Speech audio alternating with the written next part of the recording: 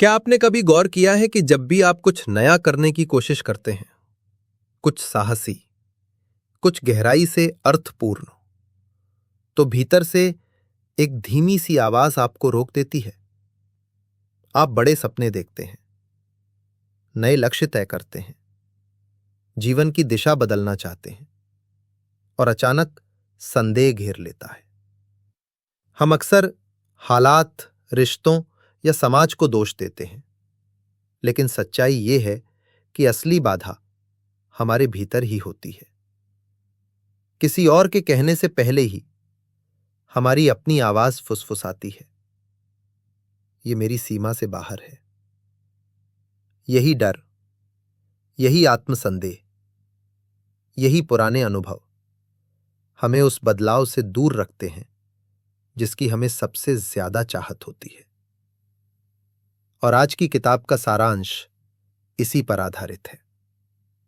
स्वागत है आपका माइक वाली बुक्स चैनल पर, जहां हम आपके लिए लाते हैं दुनिया की सबसे प्रेरणादायक किताबों के सारांश।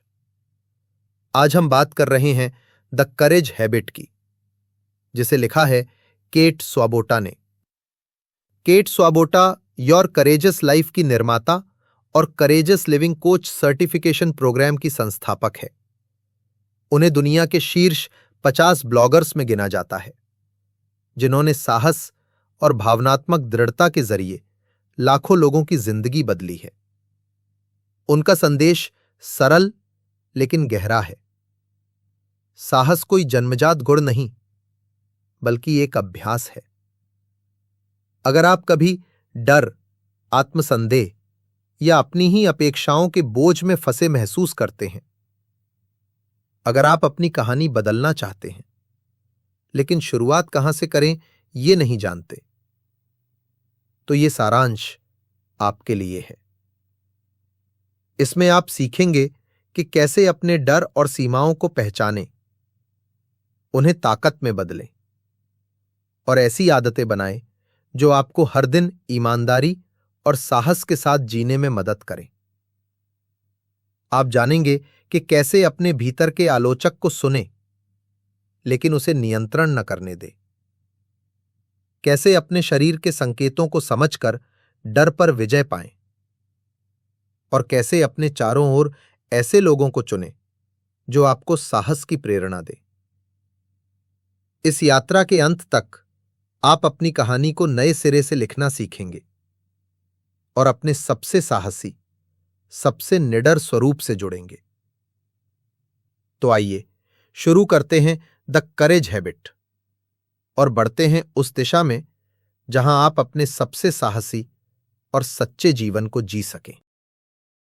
कोई भी बदलाव आसान नहीं होता। चाहे आप साफ साफ देख लें कि कौन सी आदतें आपको पीछे खींच रही हैं, उन्हें तोड़ना कभी सरल नहीं होता।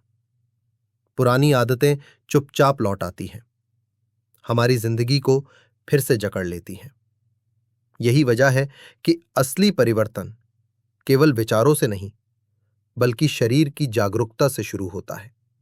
हमारा शरीर डर को अक्सर दिमाग से पहले महसूस कर लेता है। तेज धड़कन, भारी सीने का बोझ, अचानक सिर दर्द, ये संकेत बताते हैं कि भीतर कहीं डर छिपा है। अगर हम इन्हें नजरअंदाज करें तो डर धीरे धीरे नियंत्रण ले लेता है। लेकिन जब हम शरीर से जुड़ना सीखते हैं तो उस डर पर अपनी पकड़ वापस पा लेते हैं। हर बार जब डर उठे, रुकिए, बैठिए, आंखें बंद कीजिए और गहरी सांस लीजिए। हवा को अपने फेफड़ों में आते जाते महसूस कीजिए। फिर धीरे धीरे सिर से पांव तक शरीर को स्कैन कीजिए। कहां तनाव है? पेट भारी है? कंधे जकड़े हुए हैं? हाथ बेचैन है? लड़िए मत, बस देखिए। कभी कभी हल्की सी हलचल उस ऊर्जा को बाहर निकाल देती है। थोड़ा दौड़ना, स्ट्रेच करना, नाचना या कुछ मिनट योग करना, ये छोटे छोटे कदम आपको शरीर में वापस लाते हैं और चिंतित विचारों के तूफान से बाहर निकालते हैं। जब शरीर शांत होता है तो स्पष्टता आती है। आप समझने लगते हैं कि डर वास्तव में क्या कह रहा है और किस चीज से आपको रोक रहा है। जैसे जनेल की कहानी, 3 बच्चों की मां, जिसने कभी आर्ट गैलरी में काम किया था। कला उसका जुनून था, रंग, पेंटिंग, रचनात्मकता। लेकिन बच्चों के जन्म के बाद उसने नौकरी छोड़ दी क्योंकि डे केयर का खर्च नहीं उठा सकती थी। धीरे धीरे वो खुद को कैद और निराश महसूस करने लगी। एक दिन उसने केट स्वाबोटा से कहा कि वो अक्सर बच्चों पर चिल्ला देती है। उसे ये नफरत थी, लेकिन तनाव उस पर हावी हो जाता था। केट ने ध्यान से सुना और पाया कि जनेल का गुस्सा बच्चों पर नहीं था, बल्कि भीतर छिपे डर पर था। मैं बुरी मां हूं। केट ने उसे एक सरल अभ्यास सुझाया। जब भी गुस्सा आए, रुकना, सांस लेना और शरीर को स्कैन करना। पहले तो जनेल को शक हुआ, लेकिन उसने कोशिश की। अगली बार जब तनाव आया, उसने रुककर सांस ली। दिल जोर से धड़क रहा था, कंधे जकड़े थे, सीना भारी था, और फिर वो रो पड़ी। उसी क्षण उसे समझ आया कि असली गुस्सा बच्चों पर नहीं था, बल्कि खुद पर था। उसे अपनी कला, स्वतंत्रता की कमी खल रही थी। करियर छोड़ने का अपराध बोध उसे भीतर से खा रहा था। जब उसने ये सच स्वीकार किया, सब कुछ साफ हो गया। उसने फिर से काम पर लौटने और बच्चों को डे केयर में डालने का फैसला किया। शुरुआती दिन कठिन थे, लेकिन धीरे धीरे घर में शांति लौट आई। उसने चिल्लाना बंद किया, फिर से पेंटिंग शुरू की और खुद को पूरा महसूस करने लगी। उसकी कहानी हमें बताती है कि साहस हमेशा नाटकीय नहीं होता। कभी कभी ये बस अराजकता में एक सांस लेने जितना शांत होता है।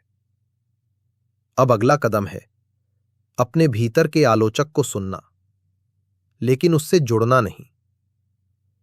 कोई भी आलोचना पसंद नहीं करता। हम सब चाहते हैं कि हमें वैसे देखा जाए जैसे हम हैं। लेकिन दिलचस्प बात यह है कि दूसरों की आलोचना से बचते हुए भी हम अपने ही भीतर की आवाज को बिना सवाल किए सुनते रहते हैं। यही है इनर क्रिटिक, वो धीमी फुसफुसाहट जो हर बड़े सपने पर सवाल उठाती है। तुम कौन होते हो ये सोचने वाले, या तुम फिर असफल हो जाओगे। अगर आपको लगता है कि आपके पास ये आवाज नहीं है, तो शायद ये इतनी आदत बन चुकी है कि आप इसे पहचान ही नहीं पाते। लक्ष्य ये नहीं है कि इस आवाज को हमेशा के लिए चुप करा दिया जाए। ये लगभग असंभव है। असली लक्ष्य है इसे सुनना, लेकिन बिना जुड़ाव के। यानी जब ये आवाज उठे तो बस देखें, सांस लें और पूछें, ये मुझे किस चीज से बचाने की कोशिश कर रही है। धीरे धीरे आप समझेंगे कि ये दुश्मन नहीं है, ना ही दोस्त। ये बस डरा हुआ है। ये मानता है कि सुरक्षा छोटे बने रहने में है, जोखिम ना लेने में है। लेकिन आप जानते हैं कि सुरक्षा और विकास कभी एक ही जगह नहीं रहते। साहस का मतलब है उस सुरक्षित घेरे से बाहर निकलना, भले ही आवाज कहे कि वहीं रुको। टेलर की कहानी यही दिखाती है। बैंक में सालों तक सुरक्षित नौकरी करने के बाद उसने शादी के बाद अपना जुनून अपनाया, फ्रीलांस वेडिंग फोटोग्राफर बनना। शुरुआत रोमांचक थी, लेकिन जल्द ही वो बिखरने लगी, कभी विचारों से भरी, कभी पूरी तरह खाली। उसने पाया कि उसकी असली समस्या करियर नहीं बल्कि मानसिकता थी। हर छोटी असफलता उसे नकारात्मकता में धकेल देती थी। क्लाइंट की शिकायत, पेमेंट में देरी, एक कठोर टिप्पणी, और वो दिनों तक काम छोड़कर टीवी देखती रहती। हर बार उसका इनर क्रिटिक और तेज हो जाता। तुम्हारे पास टैलेंट नहीं है, तुम कभी सफल नहीं होगी। लेकिन इस बार उसने अलग प्रतिक्रिया दी। जब आवाज ने कहा, तुम्हारी वेबसाइट बेकार है, उसने रुककर सांस ली और पूछा, ठीक है, मैं क्या सुधार सकती हूं? धीरे धीरे उसने संदेश को डर से अलग करना सीखा। उसने आवाज को चुप कराने की कोशिश छोड़ दी और उसे समझना शुरू किया। उसे एहसास हुआ कि आलोचक उसे तोड़ नहीं रहा था, बल्कि ध्यान दिला रहा था कि कहां सुधार की जरूरत है। समय के साथ उसने आवाज से बचना बंद किया, उसे खुश करने की कोशिश बंद की और उससे लड़ना भी बंद किया। उसने बस सुना, बिना जुड़ाव के, और यही सब कुछ बदल गया। अब अगला अध्याय है अपनी सीमित कहानियों को फिर से लिखना। हर इंसान अपने बारे में कुछ कहानियां लेकर चलता है। कुछ हमें मजबूत बनाती हैं, लेकिन कुछ हमें रोकती हैं। मैं कठिन हालात में बड़ा हुआ हूं। मैं प्रतिभाशाली नहीं हूं। अब मेरे लिए बहुत देर हो चुकी है। ये कहानियां तार्किक लगती हैं, लेकिन ये डर पर आधारित होती हैं, सच पर नहीं। जब आप इन्हें लिखते हैं और पूछते हैं, क्या ये सच है या बस एक पुरानी आदत, तो आप समझते हैं कि कहानी स्थायी नहीं है। ये बस एक पैटर्न है जिसे बदला जा सकता है। जैसे कैरोलिन की कहानी। बाहर से वो एक सफल वेब डिजाइनर थी। दुनिया घूमती थी, नए शहर, नए चेहरे, रोमांचक जीवन। दोस्तों को लगता था कि वो सपनों की जिंदगी जी रही है, लेकिन भीतर से वो थकी हुई थी। लगातार यात्रा, व्यस्तता और जड़ों की कमी ने उसे खाली कर दिया था। और सबसे बड़ा राज ये था कि वो $60,000 के कर्ज में डूबी हुई थी। उसका घूमना आजादी नहीं था, बल्कि डर से भागना था। जब उसने अपनी कहानी का सामना किया, तभी बदलाव शुरू हुआ। कैरोलिन ने खुद से कहा, मैं एक स्थिर नौकरी ढूंढूंगी, अपना कर्ज चुकाऊंगी और संतुलित जीवन बनाऊंगी। लेकिन जब एक दोस्त ने उसे अच्छी तनख्वाह वाली नौकरी की पेशकश की, वो ठिठक गई। वही पुराना डर लौट आया। अगर मैंने नौकरी स्वीकार की तो मेरी आजादी हमेशा के लिए खत्म हो जाएगी। तभी कैरोलिन को अपनी सीमित कहानी समझ आई। असली समस्या कर्ज नहीं था, बल्कि ये विश्वास था कि संरचना और स्वतंत्रता साथ नहीं रह सकते। उसके मन ने एक झूठी कहानी बना ली थी। अगर मैं स्थिर हो गई तो आजादी खो दूंगी। लेकिन क्या यह सच था? क्या हर स्थिर नौकरी करने वाला इंसान कैद में है? क्या हर प्रतिबद्धता जेल होती है? बिल्कुल नहीं। और यहीं उसने अपनी कहानी को फिर से लिखने का फैसला किया। उसने नौकरी को आजादी की कुर्बानी नहीं, बल्कि साहस का कदम माना। उसने तय किया कि जिम्मेदारी और रोमांच दोनों साथ रह सकते हैं। सालों बाद उसी एक निर्णय ने उसकी जिंदगी बदल दी। उसने कर्ज चुकाया, स्थिरता पाई, एक सार्थक रिश्ता बनाया और अंततः शांति महसूस की। वो अब भी यात्रा करती थी, लेकिन भागने के लिए नहीं, खोजने के लिए। उसकी जिंदगी आजादी से भरी थी, क्योंकि उसने डर से भागना नहीं, बल्कि उसका सामना करना सीखा। आपकी कहानी भी बदल सकती है। बस उन विश्वासों को देखिए जो चुपचाप आपके फैसलों को दिशा दे रहे हैं। वे बहाने जो तार्किक लगते हैं, लेकिन आपकी क्षमता को सीमित करते हैं। खुद से पूछिए, क्या ये सच है या बस डर ने मुझे ये मानने पर मजबूर किया है? जब आप इन विश्वासों को चुनौती देते हैं, तो आप अपनी ताकत वापस पा लेते हैं।